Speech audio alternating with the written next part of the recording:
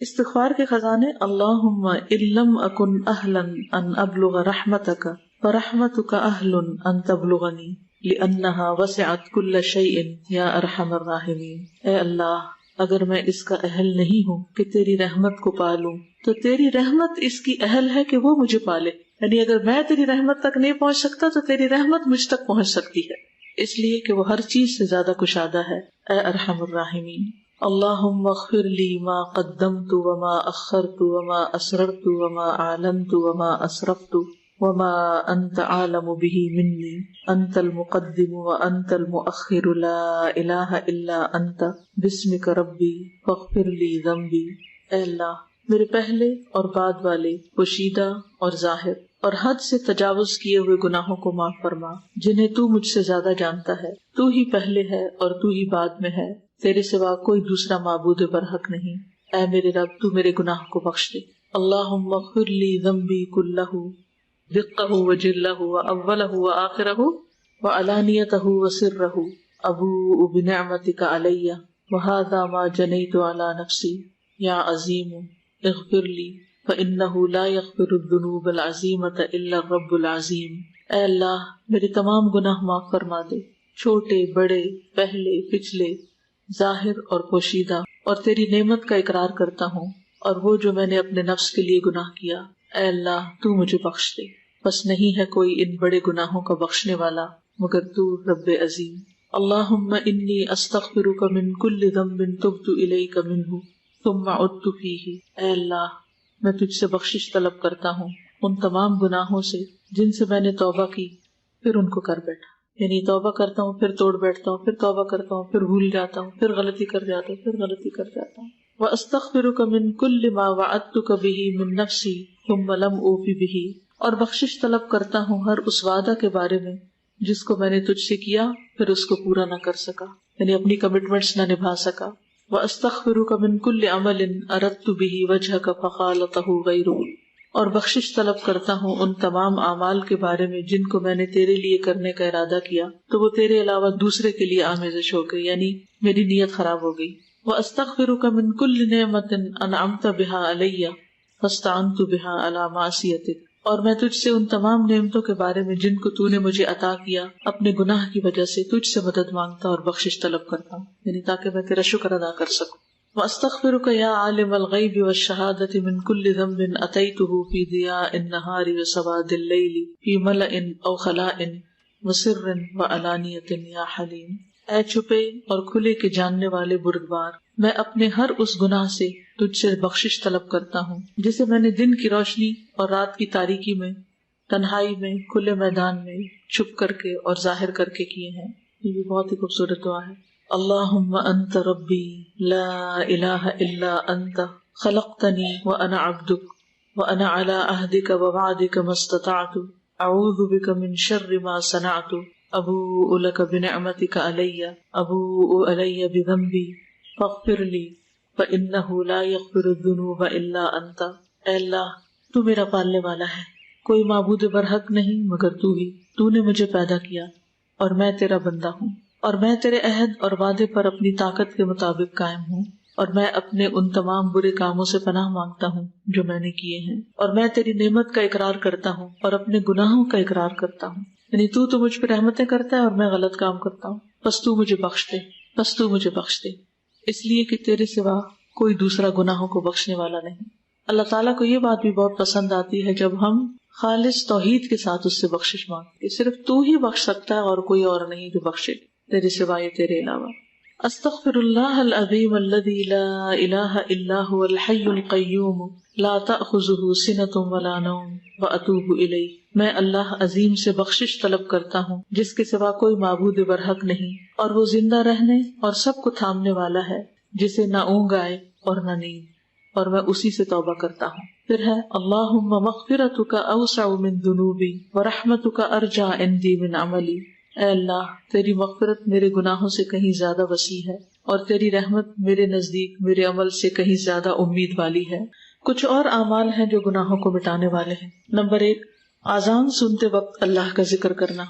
سیدنا سعد بن ابی وقاص رضی اللہ عنہ رسول اللہ صلی اللہ علیہ وسلم سے بیان کرتے ہیں کہ آپ نے فرمایا، جو شخص مؤذن کے کلمات سن کر کہے اشہد ان لا الہ الا اللہ وحدہ لا شریک لہ وان محمدا عبدہ ورسولہ رضیت باللہ ربا وبمحمد رسولا وبالاسلام دینا، میں گواہی دیتا ہوں کہ اللہ کے سوا کوئی معبود حقیقی نہیں، وہ اکیلا ہے، اس کا کوئی شریک نہیں، اور یہ کہ محمد صلی اللہ علیہ وسلم اس کے بندے اور رسول ہیں۔ میں راضی ہو گیا اللہ کے رب ہونے پر اور محمد صلی اللہ علیہ وسلم کے رسول تسلیم کرنے پر اور اسلام کو دین اختیار کرنے پر، تو اس کے گناہ بخش دیے جاتے ہیں۔ یہ آتی ہے سب کو دعا؟ نہیں آتی تو کہیں لکھ کے لگا لیں اور یاد دہانی سے اس کو پڑھنا شروع کریں۔ لیکن افسوس کے ساتھ یہ کہنا پڑتا ہے کہ بہت سے لوگ اذان ہو رہی ہوتی ہے اور وہ باتوں میں ہی لگے رہتے ہیں، یا ٹی وی دیکھتے رہتے ہیں، یا اذان ہونے لگتی ہے تو ٹی وی کا چینل چینج کر دیتے ہیں، یا اذان سے انہیں کوئی دلچسپی نہیں ہوتی، گویا بس ایسے ہی کوئی جیسے شور کر رہا ہے اور وہ اس سے فارغ ہونا چاہتے ہیں۔ تو اذان جو ہے وہ بھی بخشش کا ذریعہ ہے، اگر اس کو سن کے جواب دے کے آخر میں یہ دعا پڑھی جائے۔ نمبر 2، وضو۔ سیدنا عثمان بن عفان رضی اللہ عنہ بیان کرتے ہیں کہ رسول اللہ صلی اللہ علیہ وسلم نے فرمایا، من تودع فاحسن الوضوء خرجت خطاياه من جسده حتى تخرج من تحت اظافره، جو شخص وضو کرے اور اچھے طریقے سے وضو کرے تو اس کے گناہ اس کے جسم سے نکل جاتے ہیں، یہاں تک کہ اس کے ناخنوں کے نیچے سے بھی خارج ہو جاتے ہیں۔ تو اس لیے شوق سے وضو کرنا چاہیے، محبت سے، پوری خوشی کے ساتھ، کیونکہ بہت سے لوگ وضو کرنے سے گھبراتے ہیں یا وضو کو ایک بوجھ سمجھتے ہیں۔ تو آپ وضو کریں تو یہ سوچیں کہ یہ میرے گناہوں کو دھونے کا ذریعہ ہے۔ نمبر 3، نماز۔ سیدنا ابو ہریرہ رضی اللہ عنہ بیان کرتے ہیں کہ انہوں نے رسول اللہ صلی اللہ علیہ وسلم کو فرماتے ہوئے سنا، ارأیتم لو ان نہرا بباب احدکم یغتسل فیہ کل یوم 5 هل يبقى من درنه شیء؟ قالوا لا يبقى من درنه شیء قال فذلك مثل الصلوات الخمس یمحو اللہ بہ الخطایا۔ بتاؤ، اگر تم میں سے کسی کے دروازے پر نہر بہ رہی ہو اور اس میں وہ روزانہ 5 مرتبہ غسل کرے تو کیا اس کے جسم پر کچھ میل کچیل باقی رہ جائے گا؟ صحابہ نے عرض کیا کہ کچھ میل کچیل باقی نہ رہے گا۔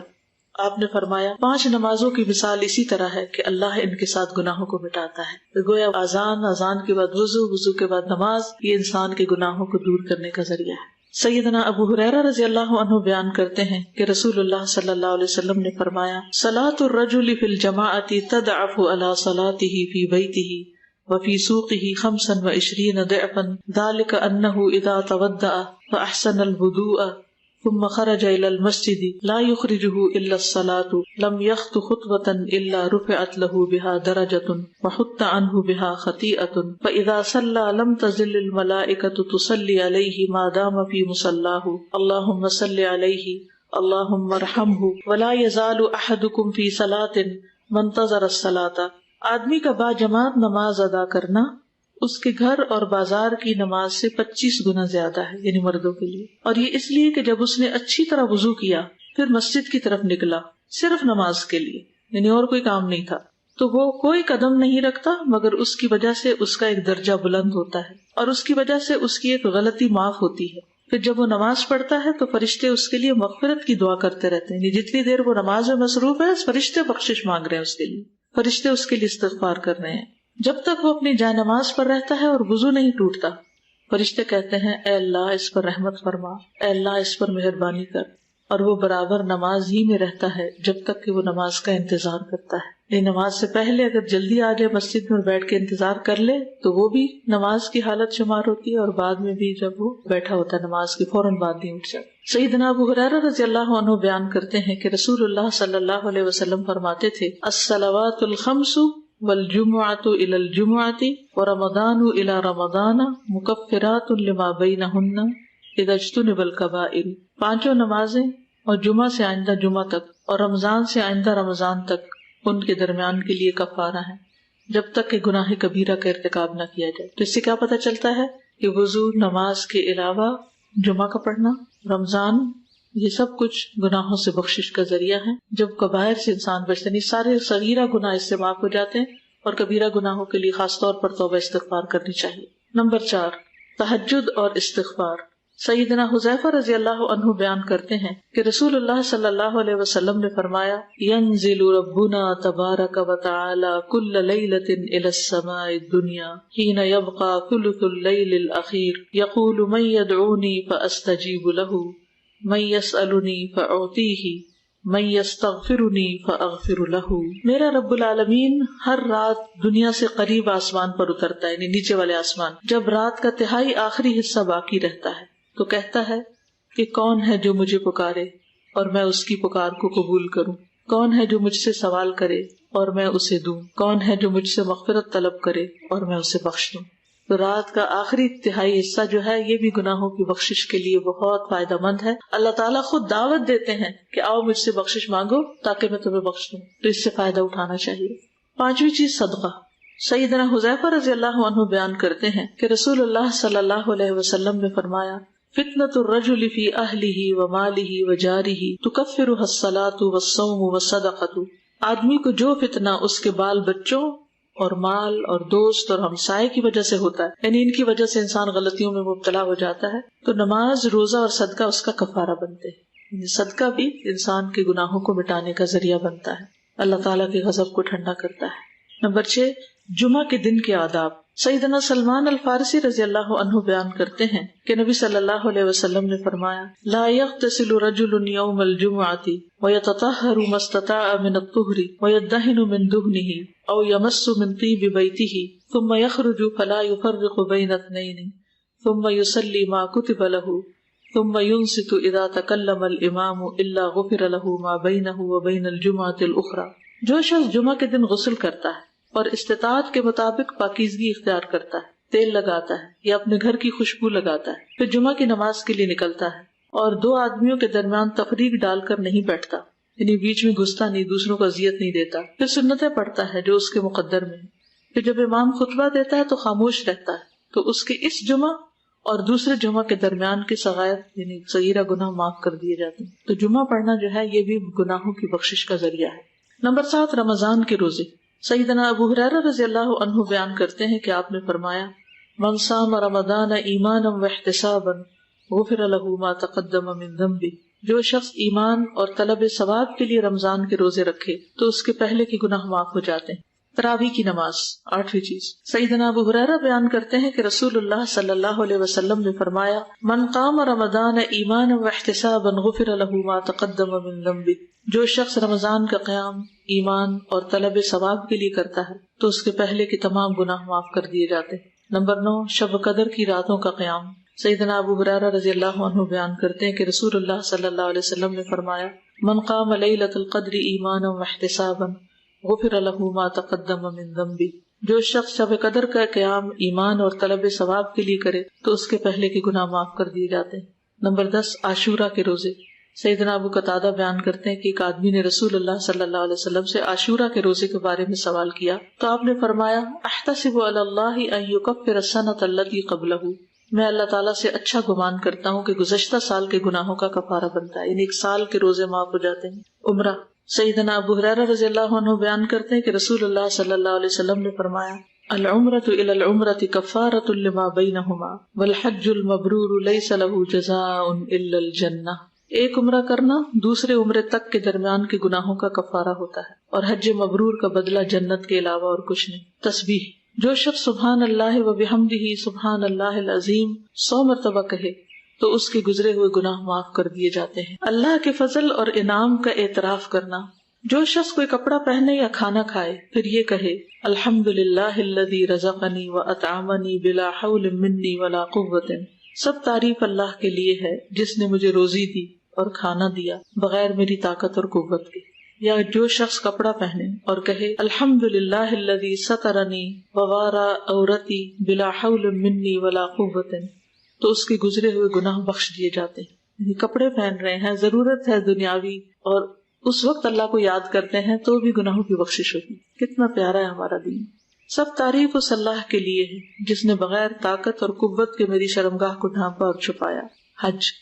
سیدنا ابو ہریرہ بیان کرتے ہیں کہ رسول اللہ صلی اللہ علیہ وسلم نے فرمایا، من حج ھذا البیت فلم یرفث ولم یفسق رجع کیوم ولدته امہ، کہ جس نے اس کے گھر کا حج کیا اور بیہودہ باتیں نہیں کی اور فسق و فجور نہیں کیا تو اپنے گناہوں سے اس طرح واپس لوٹے گا جیسے آج ہی اس کی ماں نے اس کو جنا ہو۔ 15، عرفہ میں وقوف کرنا۔ سیدہ عائشہ رضی اللہ عنہا بیان کرتی ہیں کہ رسول اللہ صلی اللہ علیہ وسلم نے فرمایا، ما من یوم اکثر من ان یعتق اللہ فیہ عبدا من النار من یوم عرفۃ وانہ لیدنو ثم یباہی بہم الملائکۃ فیقول ما اراد ہؤلاء. اتنے آدمی کسی دن اللہ تعالیٰ جہنم سے آزاد نہیں کرتا جتنے عرفہ کے دن کرتا ہے. اور پروردگار آج کے دن نزدیک ہو جاتا ہے، پھر اپنے بندوں کی وجہ سے اپنے فرشتوں پر فخر کرتا ہے اور فرماتا ہے یہ لوگ کیا چاہتے. تو ظاہر ہے سب کیا چاہتے ہیں؟ گناہوں کی بخشش، اللہ کی رضا. نمبر 16، جو شخص حج میں نہ ہو اس کے لیے عرفہ کے دن کا روزہ رکھنا. یعنی عرفات کے دن اگر آپ حج کے لیے وہاں میدان میں کھڑے نہ ہو سکے تو روزہ رکھیں. سیدنا ابو قتادہ سے عرفہ کے دن کے روزے کے بارے میں سوال کیا گیا تو آپ نے فرمایا یکفر السنۃ الماضیۃ والباقیۃ، گزشتہ اور آئندہ سال کے گناہوں کا کفارہ بنتا ہے، تو اس کو مس نہ کریں. کچھ لوگ اس جھگڑے میں پڑے رہتے ہیں سعودی عرب والا عرفہ ہو یا یہاں کا ہو، دونوں دن رکھ لیں تاکہ کچھ بھی مس نہ ہو. صیام یوم عرفۃ احتسب علی اللہ ان یکفر السنۃ التی قبلہ والسنۃ التی بعدہ. عرفہ کے دن کے روزے کے بارے میں اللہ سے میرا گمان یہ ہے کہ ایک سال اور بعد کے گناہ کا کفارہ ہوتا ہے، ایک سال پہلے ایک سال بعد کے. بخار کے وقت استغفار کے لمحات.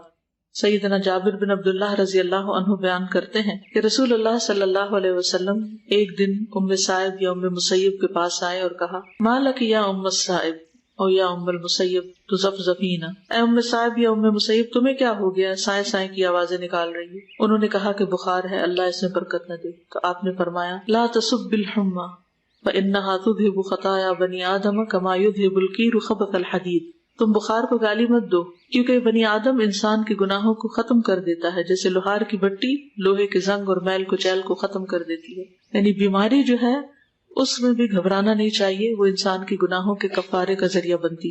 ہم سب دین پڑھتے پڑھاتے کیا یہ ممکن ہے ہم سب اپنے فون بیلز جو ہیں ان کا میوزک ہٹا دیں؟ دن میں کتنی دفعہ ہم نہ چاہتے ہوئے میوزک سنتے ہیں. ایسی رنگ ٹونز بھی ہوتی ہیں جن میں میوزک نہیں ہوتا، تو ہم کم از کم ایک گناہ سے تو بچ جائیں گے.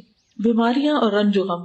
سیدنا ابو سعید اور ابو ہریرہ بیان کرتے ہیں رضی اللہ تعالی عنہما کہ ان دونوں نے رسول اللہ صلی اللہ علیہ وسلم کو فرماتے ہوئے سنا کہ آپ نے فرمایا ما یصیب المؤمن من غصب ولا نصب ولا سقم ولا حزن حتى الهم یہمہ الا کفر بہ من سیئاتہ. مسلمان کو تھکان، بیماری، غم اور تکلیف سے جو پریشانی ہوتی اس کے بدلے میں اس کے صغیرہ گناہ معاف ہوتے. 19 نمبر مجلس کا کفارہ. سیدنا ابو ہریرہ رضی اللہ عنہ بیان کرتے ہیں کہ رسول اللہ صلی اللہ علیہ وسلم نے فرمایا جو شخص کسی مجلس میں بیٹھا اور اس میں زیادہ شور و غل ہوتا رہا، یعنی خوب باتیں ہوں، اس مجلس سے اٹھنے سے پہلے اس نے کہا سبحانک اللہم وبحمدک اشہد ان لا الہ الا انت استغفرک واتوب الیک. اے اللہ تو پاک ہے، میں تیری تعریف کرتا ہوں، میں گواہی دیتا ہوں کہ تیرے سوا کوئی معبود برحق نہیں، میں تجھ سے مغفرت طلب کرتا ہوں اور تیری طرف توبہ کرتا ہوں. تو اس مجلس کے گناہ معاف ہو جاتے ہیں. اس طرح اللہ تعالیٰ کے اپنے بندے پر فضل و کرم اور توفیق سے اس کتاب کے خاتمے تک ہم پہنچے. یہ کتاب اگرچہ مختصر ہے لیکن اذکار کے باب میں سب سے اہم اور افضل قسم استغفار اور توبہ کے موضوع پر شامل ہونے کی وجہ سے انتہائی اہم ہے، کیونکہ توبہ اور استغفار ایک ایسی چیز ہے جو اللہ پر ایمان کو مضبوط کرتی ہے. اور بندہ سمجھتا ہے کہ اللہ تعالیٰ تمام گناہوں کو بخشنے والا ہے، وہ بندے کی توبہ سے خوش ہوتا ہے اور سمجھتا ہے کہ بندہ اس سے غافل نہیں، جیسا کہ اللہ تعالیٰ نے فرمایا وَلَا تَكُونُوا كَالَّذِينَ نَسُوا اللَّهَ فَأَنسَاهُمْ أَنفُسَهُمْ أُولَئِكَ هُمُ الْفَاسِقُونَ. تم ان لوگوں کی طرح مت ہو جانا جنہوں نے اللہ کے احکام کو بھلا دیا تو اللہ نے بھی انہیں اپنی جانوں سے غافل کر دیا، اور ایسے ہی لوگ فاسق یعنی نافرمان ہوتے ہیں. ہم اللہ عظیم الشان قدرت والے سے امید اور سوال کرتے ہیں کہ ہمارا خالق ہمیں نہ بھولے اور ہم پر اپنے عظیم فضل کو نہ بھولے، اپنی رحمت کے دروازے ہم پر کھول دے. اللہ تعالیٰ نے اپنی مقدس کتاب میں جہاں توبہ اور استغفار کی فضیلت آئی ہے، استغفار پر ہمیں ابھارا ہے. اسی طرح نبی کریم صلی اللہ علیہ وسلم کی سنت پاک میں اس کی تاکید آئی ہے. میں اپنی اس بات کو یہ کیسے بندے کی جس پر اس کے خالق اور رازق نے بے شمار انعامات کیے متواضع کوشش کی آخری بات ہے، اس کلام پر ختم کرتا ہوں جو استغفار کی عظمت پر روز روشن کی طرح دلیل بھی اور جو احادیث رسول صلی اللہ علیہ وسلم سے ثابت بھی ہے کہ فرض نمازوں کے بعد فوراً استغفار کیا جائے، پھر اس کے بعد تسبیح اور مشہور اذکار کرنے چاہیے. اور یہیں پر بھی میں یہ سوال کرنا چاہوں گا کہ فرض نمازوں کے بعد جو کہ سب سے اہم عبادت ہے، اگر ہمارے اوپر استغفار کرنا لازم ہے تو اس بنا پر ہمارے اوپر لازم اور اولا ہے کہ زندگی کے تمام امور میں کسی کام کو انجام دینے کے بعد ہم توبہ استغفار کریں. یعنی اگر نماز کے بعد توبہ استغفار کرنا ضروری ہے تو ہر کام کے بعد توبہ استغفار کریں. پھر کبھی گھمنڈ میں مبتلا نہیں ہوں گے تاکہ ان غلطیوں اور لغزشوں سے بچے رہیں جو توبہ اور استغفار کو لازم کرتی ہیں. اللہ تعالیٰ ہمیں اور آپ کو توبہ استغفار کرنے والا بنائے. وہی سننے والا اور قبول کرنے والا ہے. اور درود و سلام ہو ہمارے نبی، معلم اور قائد پر جو ہمیشہ اپنے رب سے استغفار کرتے تھے، یعنی محمد بن عبداللہ پر، ان کی اولاد پر اور تمام صحابہ پر، اور تمام تعریفیں اللہ کے لیے ہیں جس کی نعمتوں سے نیکیاں پوری ہوتی ہیں، ان عددوں سے بھی زیادہ جنہیں اس کے بندوں نے حروف کی شکل میں لکھے ہیں یا سطروں کی شکل میں بیان کیے ہیں. وآخر دعوانا ان الحمد للہ رب العالمین. ایک دو اناؤنسمنٹس ہیں. ایک تو یہ کتاب آئی ہے دعا کیجیے، یہ ہر گھر میں ہونی چاہیے. اس میں ہر قسم کی دعائیں جو ہیں مختلف طرح کی وہ موجود ہیں. یعنی اس میں جتنی بھی مختلف چیزوں کے لیے ہم دعائیں ڈھونڈتے ہیں وہ ساری اس میں جمع کر دی گئی ہیں. اس لیے یہ کتاب ہر گھر میں ہونی چاہیے. اس میں والدین کے لیے دعائیں ہیں، ازواج کے لیے، اولاد کے لیے، رزق کی کشادگی کے لیے، بھوک اور فاقوں سے بچنے کے لیے، گھریلو پریشانیوں سے نجات کی، بیماریوں سے شفا کی، ڈر اور گھبراہٹ کے وقت رنج و غم سے بچنے کی، اخلاقی بیماریوں سے بچنے کی، دل کی سلامتی کی، جان و مال کی حفاظت کی، سونے جاگنے کی، صبح و شام کی، نظر بد اور حاسد سے حفاظت کی، سفر کی، جادو سے حفاظت، شیطان سے حفاظت، اچھے پڑوسی پانے اور برے پڑوسی سے بچنے کی، نعمتوں کے زوال سے بچنے کی، کھانے کے بعد قرض سے نجات کی دعائیں، زندگی کی مشقتوں سے بچنے کی، استخارے کی، ظلم سے بچنے کی، حصول علم کی، پھر تسبیحات ہیں، پھر گناہوں کی بخشش ہے، بری موت سے بچنے کی، پھر میت کے لیے دعائیں ہیں، عذاب قبر سے بچنے کے لیے، آخرت کی بھلائی کے لیے، جہنم سے بچنے کے لیے. تو بہت ہی جامع کتاب ہے اور اوتھینٹک احادیث سے ان دعاؤں کو اکٹھا کیا گیا ہے. اس کی اپلیکیشن بھی بن گئی ہے جو ایپل اور اینڈرائڈ اس پر بھی موجود ہے. اگر آپ کے پاس ہو تو ایک ایک ٹاپک بھی روز پڑھتے جائیں تو سب چیزوں کی دعائیں جو ہیں وہ